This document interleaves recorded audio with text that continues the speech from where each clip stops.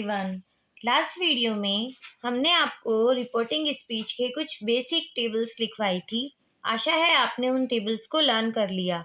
अगर आपने अभी तक हमारी रिपोर्टिंग स्पीच की डे 1 की वीडियो नहीं देखी तो आप अभी आई बटन में जाकर उस वीडियो को देख सकते हैं।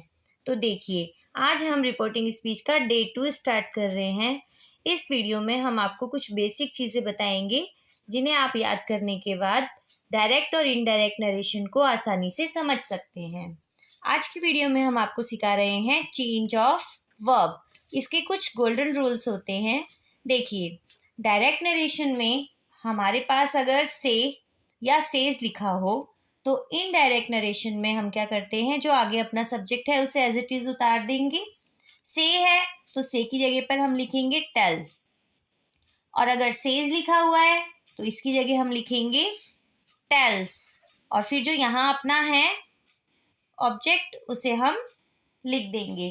फिर इसके बाद ये जो कॉमा और इन्वर्टेड कॉमा आपको दिख रहा है, इन कॉमा और इन्वर्टेड कॉमा की जगह पे हम कनेक्टिव लगाते हैं, दैट या इफ। अधिकांशतः जो अपने होते हैं सेंटेंसेस उसमें हम दैट कनेक्टिव लगाते हैं, तो आपको ध्यान रखना है कॉमा इन्वर्टेड कॉमा की जगह पे हमें दैट लगाना है। फिर ये अपना अंदर की कुर्सी आएगी, इसमें हम चेंज करेंगे अकॉर्डिंग टू आउटसाइड। अब जो यहाँ पे वर्ब होगा तो उस वर्ब में हमें कोई भी चेंज नहीं करना है। वर्ब में नो चेंज। तो देखिए बेटा, अगर हमारे पास क्वेश्चन में से लिखा हुआ तो आपको से की जगह पर टेल करना है, सेज की जगह पर टेल्स लिखना है। की जगह ये जो कॉमा और इन्वर्टेड कॉमा है इसकी जगह हमें दैट लगाना है, और वर्ब में किसी भी प्रकार का चेंज नहीं करना है। इसी तरह जब हम ये विल और शैल वाले क्वेश्चंस करेंगे तो आपको क्या करना है, आगे जो लिखा है उसे एज इट इज लिख देंगे हम। विल और शैल की जगह पर विल और शैल एज इट इज आ जाएगा, लेकिन वो हो जाएगा विल से और शैल से, है ना, तो हम लिखेंगे विल टेल या फिर शैल टेल। सिर्फ यही एक चेंज होगा इसमें। अपने जो कॉमा इन्वर्टेड कॉमा है इसकी जगह पर आपको दैट लगाना होगा, और फिर इसके बाद भी जो हमारी वर्ब होगी उसमें नो चेंज, कोई भी चेंज नहीं होगा। वर्ब में नो चेंज, ये ध्यान रखना है आपको। थर्ड देखिए, अगर हमारे पास डायरेक्ट में सैट टू लिखा है तो सैट टू को आपको टोल्ड में बदल देना है। कॉमा इन्वर्टेड कॉमा की जगह पे हम क्या लगाएंगे, दैट। और फिर यहाँ पे अगर हमारे पास विल या शैल हेल्पिंग वर्ब दी है तो विल और शैल, वैसे तो आप इन्हें वुड और शुड में बदल सकते हैं, लेकिन अधिकांशतः ज़्यादातर इसे वुड में ही बदलना ज़्यादा प्रेफरेंस रहता है, और आप चाहें तो इसको शुड में बदल सकते हो, लेकिन ज़्यादातर सभी लोग इसको वुड में ही बदलते हैं। अब देखिए, यहाँ पर आपके पास कुछ हेल्पिंग वर्ब्स आपको दिख रही है। तो अगर हमारे पास डायरेक्ट नरेशन में बाहर की तरफ सैट टू लिखा हुआ है तो आपको क्या करना है, सैट टू की जगह पर टोल्ड लिखना है, कॉमा इन्वर्टेड कॉमा की जगह पर दैट लगाना है, और जो अपनी प्रेजेंट की हेल्पिंग वर्ब दे रखी होंगी उन्हें आपको पास्ट की हेल्पिंग वर्ब में कन्वर्ट कर देना है। कैसे कर देना है, अगर इज लिखा हुआ है तो इसको आप वॉज में बदल देंगे। अगर आर लिखा हुआ है तो आर को आप वर में बदल देंगे। अगर एम हेल्पिंग वर्ब दी है हमें तो एम को वॉज हेल्पिंग वर्ब में कन्वर्ट कर देंगे। अगर हैज़ या हैव हेल्पिंग वर्ब में से कोई सी भी हेल्पिंग वर्ब दी है तो आप उसे हैड में कन्वर्ट कर देंगे। ये कुछ हेल्पिंग वर्ब से रिलेटेड रूल्स हैं।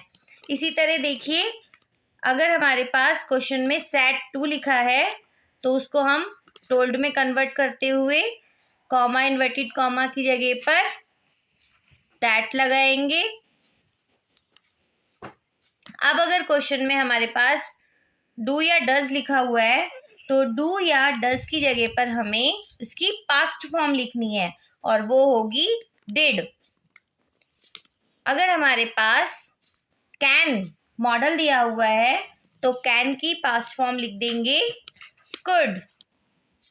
और अगर मान लो हेल्पिंग वर्ब नहीं दी और अगर हमें प्रेजेंट की कोई वर्ब की फर्स्ट फॉर्म दे दी हो तो आपको वर्ब की फर्स्ट फॉर्म को हमेशा वर्ब की सेकंड फॉर्म यानी पास्ट फॉर्म में कन्वर्ट करना है। ये मैंने राइट एक लिखा है, लेकिन इसके अलावा कुछ भी हो सकता है जो वर्ब की फर्स्ट फॉर्म में हो, तो आपको उसके वर्ब की सेकंड फॉर्म में कन्वर्ट कर देना है। अब देखिए, यहाँ तो हमने बात करी कि अगर प्रेजेंट टेंस की कोई हेल्पिंग वर्ब दी होगी तो हम उसको पास्ट टेंस की हेल्पिंग वर्ब से चेंज कर देंगे। लेकिन नीचे मैंने आपको बताया है कि अगर क्वेश्चन में आगे सेट टू लिखा है तो सेट टू को तो आप टोल्ड में बदल दोगे, और कॉमा और इन्वर्टेड कॉमा की जगह पर आप दैट लगा दोगे। अब अगर यहाँ पर हमारे पास पास्ट की हेल्पिंग वर्ब दी है जैसे कि वाज या वर, तो हमें क्या करना है, वाज या वर जो हेल्पिंग वर्ब होगी उन्हें हम हटा देंगे और हम यहाँ लिखते हैं कि वॉज वर को हटा देंगे और वाज या वर की जगह पर हमें हैड बीन लगाना होगा। ठीक है, और वाज वर के स्थान पर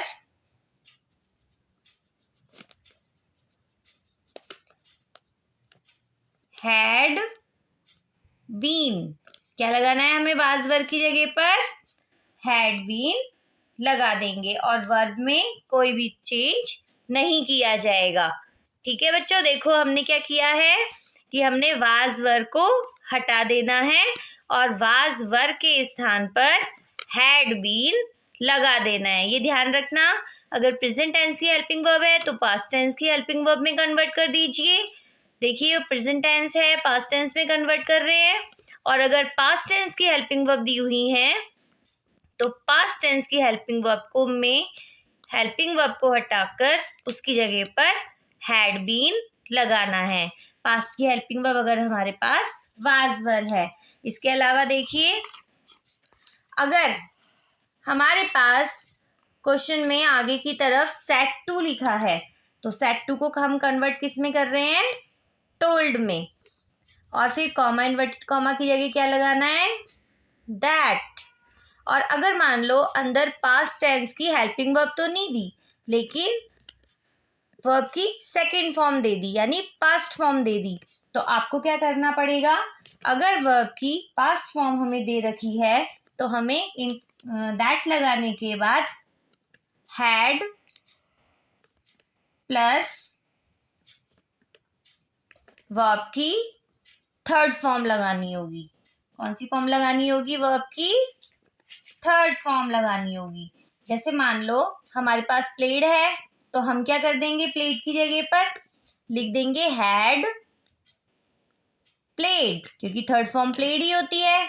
कुक्ड है तो हम लिख देंगे हैड कुक्ड, क्योंकि ये पास्ट फॉर्म है तो हमें हैड प्लस वर्ब की थर्ड फॉर्म लगानी है। कुक्ड की थर्ड फॉर्म कुक्ड ही रहती है इसलिए हमने कुक्ड लिखा है। प्लेड की थर्ड फॉर्म प्लेड होती है इसलिए हमने प्लेड लिखा है। समझ आ रहा है आपको। अब देखिए कुछ और रूल्स हैं, अभी मैंने आपको सिर्फ ये बताया है कि यहाँ पर क्या चेंज होते हैं, कॉमा इन्वर्टेड कॉमा की जगह पर क्या लगता है, और जो अपने पास हेल्पिंग वर्ब या फिर वर्ब भी होती है तो उसमें क्या चेंजेस होते हैं। ये बेसिक रूल्स हैं, जब तक आपको ये बेसिक रूल्स अच्छे से याद नहीं होंगी तब तक आप आगे के नहीं कर पाएंगे। अब इसके अलावा देखिए, कैन वाला आपको मैंने बताया जो कि एक मॉडल प्लस हेल्पिंग वर्ब था। इसके अलावा अगर डायरेक्ट नरेशन में दूसरे और मॉडल दे रखे होते हैं जैसे कि मस्ट, या फिर क्वेश्चन में दिया है हैड, कुड, वुड, शुड या माइट, ये सभी पास्ट टेंस के वर्ब्स दिख रही हैं आपको, मॉडल प्लस हेल्पिंग वर्ब हैं। तो अगर पास्ट टेंस की ये वर्ब दे रखी हो तो अंदर के वर्ब में कोई चेंज नहीं होगा, जो ये है इन्हें एज इट इज ही लिख दिया जाएगा। इसके अलावा एक चीज़ आपको क्या बताना चाह रहे हैं कि डायरेक्ट स्पीच को जब हम इनडायरेक्ट स्पीच में बदलते हैं तो उस समय आपको ध्यान रखना है कॉमा इन्वर्टेड कॉमा की जगह पर आपको क्या लगाना है, दैट या इफ। ये दोनों कनेक्टिव कहलाते हैं। ज़्यादातर सभी में हम दैट का यूज़ करते हैं, इफ़ का यूज़ कभी कभी होता है, उसके लिए मैं आपको अलग से बता दूंगी।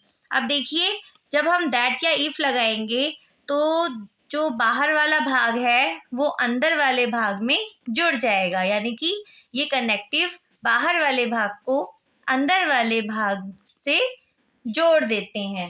देखिए, आपको एक एग्जाम्पल के थ्रू मैं इसको बताना चाहूँगी। अगर मान लो हमारे पास डायरेक्ट नरेशन में लिखा है you say to me I am going. अब देखिए, हमने आपको क्या बताया, जब हम डायरेक्ट को इनडायरेक्ट में चेंज कर रहे हैं तो जो अपना यू है इसे हमें बिल्कुल भी नहीं चेंज करना, जो ये लिखा है इसे एज इट इज यहाँ पर लिख देंगे। अब आपको बताया कि से को किस में कन्वर्ट कर देते हैं, टेल में, तो ये टू जो है ये भी हट जाता है, तो हमने लिखा यू टेल, इसे भी चेंज नहीं करना, ये एज इट इज ही लिखने में आएगा।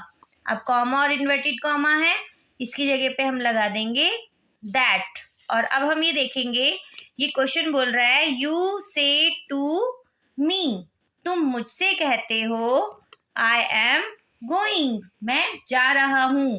तो ये आई आपको देखना है कि आई किसके लिए आया है। तो हमने ये देखा कि ये जो आई है ये यू ने अपने बारे में बोला है। यू जो है वो मुझसे कह रहा था कि आई एम गोइंग, यानी ये आई जो है वो यू के लिए है। तो हम इस आई को इसके अकॉर्डिंग चेंज कर देंगे। कैसे करेंगे, हम यहाँ पर आई को लिखेंगे यू में। समझ आया आपको। अब हमने आपको बताया था कि अगर एम हेल्पिंग वर्ब होगी तो वो वॉज में बदल जाएगी, लेकिन यहाँ पर सब्जेक्ट जो है वो प्लूरल दे रखा है, हमें प्लूरल दिया हुआ है और यहाँ पर हमारे पास से लिखा हुआ है, तो से अपना प्रेजेंट टेंस है। हम वाज में कब बदल रहे थे एम को, जब यहाँ पर सैड टू लिखा था, लेकिन इस क्वेश्चन में सैड से टू लिखा हुआ है, तो हमने जब से बदला तो ये हेल्पिंग वर्ब में भी चेंज नहीं होगा, प्रेजेंट की ही हेल्पिंग वर्ब यहाँ पर लगाई जाएगी। आई के साथ एम लगता है तो यू के साथ क्या लगेगा, आर, तो ये हो जाएगा यू आर गोइंग। आपको क्या ध्यान में रखना है इसके थ्रू, जो कॉमा इन्वर्टेड कॉमा है वो अब हट गया हमारा, और पहले ये जो दो सेंटेंस अलग अलग थे वो जुड़कर एक हो गए। और इसमें क्या वो हो रहा है, देखिए हमने आपको यहाँ पर क्या बताया था कि जो इज है वो वाज में बदल गया, आर वर्ब में बदल गया, एम वॉज में बदल गया। क्यों बदल गया, क्योंकि यहाँ पर देखिए, यहाँ पर हमारे पास सैड टू लिखा हुआ था, इसलिए हमने प्रेजेंट की हेल्पिंग वर्ब्स को पास्ट की हेल्पिंग वर्ब में बदला था। लेकिन इस वाले क्वेश्चन में क्या हो रहा है, यहाँ पर हमने से टू लिखा है, तो जब से वाले वर्ड्स होते हैं उसमें जो हेल्पिंग वर्ब प्रेजेंट की है तो वो प्रेजेंट में ही चेंज होगी अकॉर्डिंग टू सब्जेक्ट। ठीक है, आज मैंने आपको हेल्पिंग वर्ब में चेंज कर क्या क्या चेंजेस होते हैं डायरेक्ट से इनडायरेक्ट में बदलने में वो बताया है। सेंटेंसेस की शुरुआत हम नेक्स्ट वीडियो में करेंगे। आपको क्या करना है, ये जो आपको मैंने टेबल समझाई है इस टेबल को अच्छे से आपको याद कर लेना है, और इस टेबल को अगर आपने अच्छे से याद किया तो जब हम आपको डायरेक्ट नरेशन से इनडायरेक्ट नरेशन में बदलना सिखाएंगे तो आपको आसानी से समझ आएगा। तो मिलते हैं आपसे नेक्स्ट क्लास में। Till then bye, thanks for watching.